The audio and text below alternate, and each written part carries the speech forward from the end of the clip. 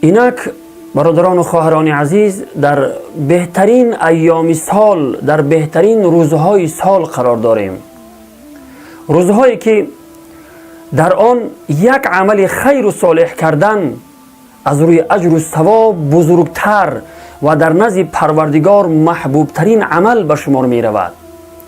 عشر ذوالحجه، 10 روز اول ماه ذوالحجه، یک عمل خیر و صالحی که انجام می دهی در نزد پروردگار نسبت به دیگر روزهای سال از روی اجر و ثواب بزرگتر و در نزد پروردگار محبوب ترین عمل به شمار می رود.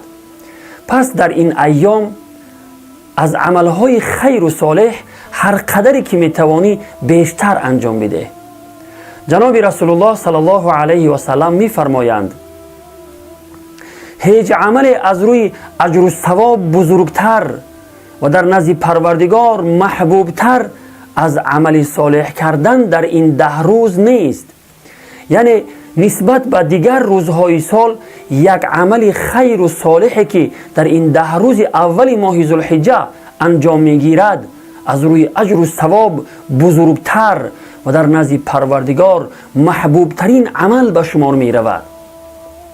در دوام حدیث می فرماید فاکثروا فیهن من التسبیح و التهلیل و التحمید و التکبیر، رواه الطبرانی. پس در این ایام، در این 10 روز اول ماه ذوالحجه تسبیح و تهلیل و تحمید و تکبیر را بیشتر نمایید. روایت طبرانی.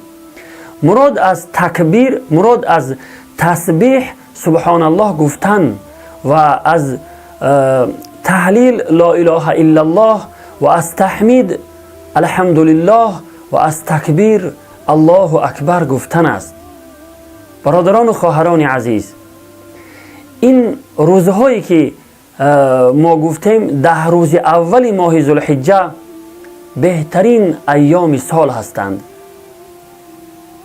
هر قدری که می توانید در این ایام از عملهای خیر و صالح بیشتر انجام بدهید.